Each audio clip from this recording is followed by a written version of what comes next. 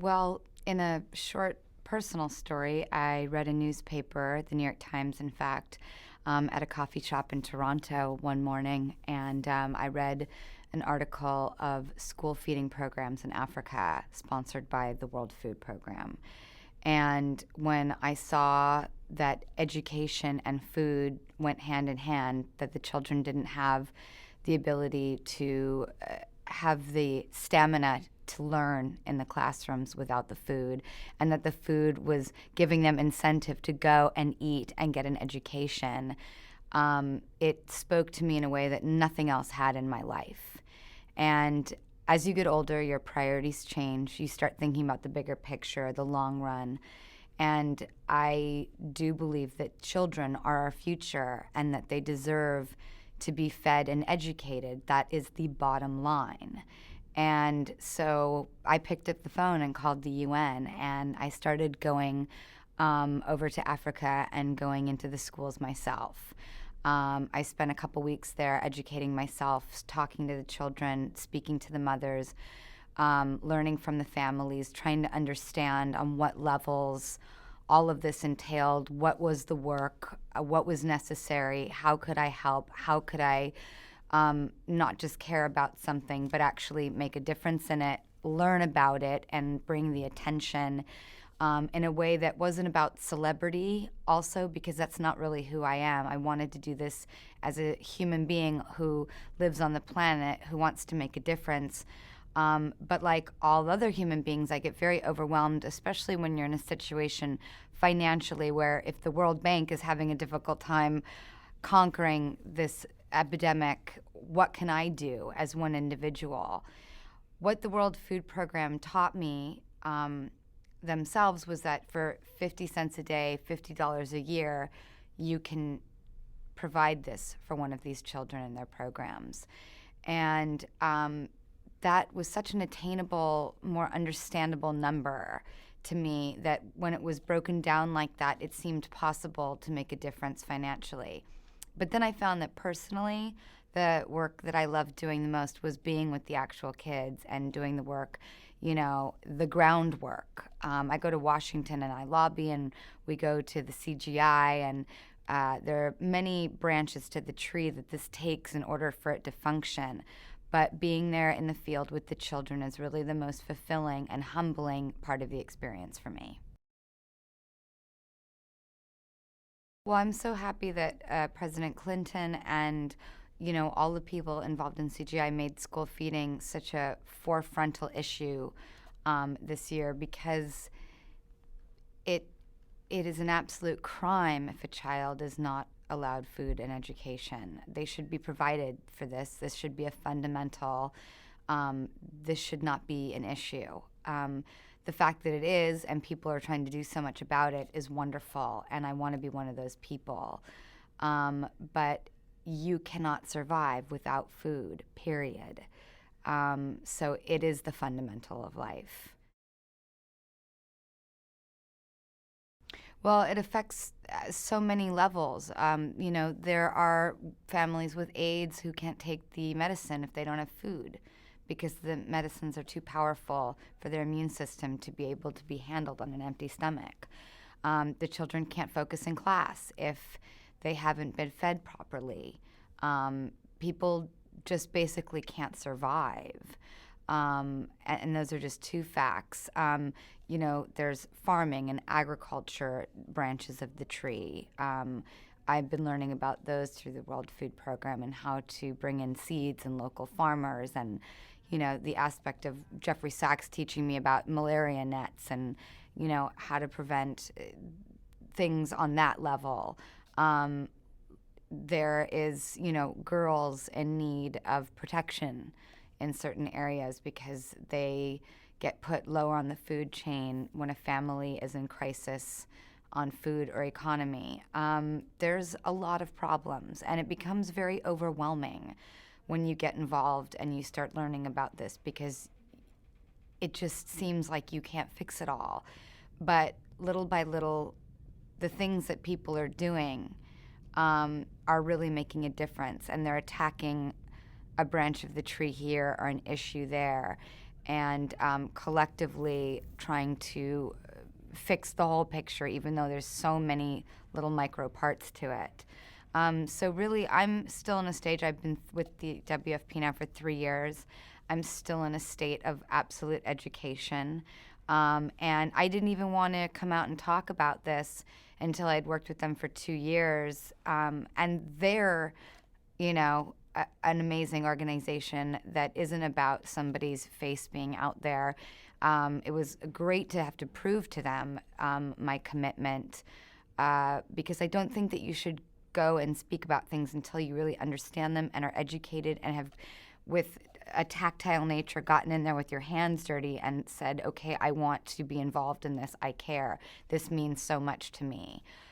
So I'm very proud to be a new member of this incredible organization that has changed my life. I cannot begin to articulate exactly how that all works. There are people much smarter than I that could answer that question.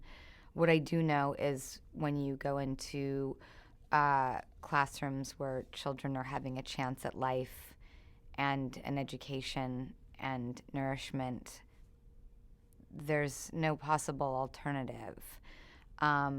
It's so revelatory and life-changing, you just can't imagine a world without it. So I'll do whatever I can in my power to fight to keep that happening. And another thing that the WFP does is they go into situations where crisis is occurring and they do whatever it takes to get food to the people. And again, it's the fundamental of survival is food. So it's an honor to work with people who are giving and providing the very thing that people would just basically die without. When you go into the classrooms and you spend time with the children, you see where your money is directly going. And that is profound because there have been a lot of organizations that seemed so sort of grandiose that you don't really know where it's going, and you don't know if you can have an effect as an individual, and you're not necessarily engaging in another individual, so it lacks a human element, and the economics are so overwhelming, you don't believe that you can really have an impact. What the World Food Program does is you see where your money goes, whether it's a school feeding program or an emergency aid situation. These are real people doing extraordinary things, and their intentions and the way that they present themselves is of the utmost class. It's a privilege to be associated with them. Well, one of the things that affects me the most is the 50 cents a day, $50 a year to save a child and their family and get them educated and fed. To me, those are possible, tangible numbers. I think that to think beyond yourself and find something that speaks to you and give these children a chance that are our future and give them the future that they deserve. These are the kind of deeper discussions that I would like to be having with people. And now that I've become the person that I'm growing into, I'm capable of having them, and it's so much more interesting than speaking about something, more superficial, if you will. I think that I would also say that there are people out there that have inspired me to believe that you can change the world as an individual, because there are individuals that have been an example to me. So you think, can I really make a difference? And yet there are superheroes out there who are just as human as you are, absolutely doing it and inspiring. And I want to be like them. And I encourage everyone to act the same way. It doesn't mean you have to be perfect, and it doesn't mean you have to be fake, and it doesn't mean that you can't have a life. It doesn't mean that you can't have come from any background and change the world. I just really believe in the individual being able to accomplish change, and I want to be one of those people. Well, it was amazing because President Clinton today, we were able to present him with one, and he held it at the press conference. And the significance of this cup is this is what a child eats from. This is what they get their meal in. And this cup represents life, nourishment, and education. It's the symbol of possibility. I have one on my desk that I brought back from Kenya on one of my trips there. And it reminds me every day of how incredibly important it is to be grateful for what you have and to share that with others. And from this cup, children save some and bring some home to their families as well. Now, that is the kind of sharing that makes you so absolutely in awe of what these children are capable of, that all you want to do is fight for them more because they themselves are so giving and when they have so little. So this cup represents, I think, the way that we should all take care of each other and the possibilities that lie within them. Josette and I are going to India at the end of this year. And we're also planning other things as well, summits and whatnots. And so I think India is the next place I'll go. But being in Africa the last few times has been extraordinary, and I've grown to feel such a deep connection there because it's changed who I am as a human being. So the association I have with it is one of awe and humility. But I think we're going to India next. And I plan to travel as many places as I possibly can. And my sort of minimum is one trip a year that lasts a couple weeks. I think my deepest hope is that that people can lend their support to this program. I think the WFP is the most extraordinary organization I've ever known in my life. And they've given me an opportunity where I wished upon all the stars to be someone who could be just a tiny little human who's doing their part. And they've given that to me, and that's a true blessing. And what they're doing is so profound. People cannot fathom the amount of work that goes into it.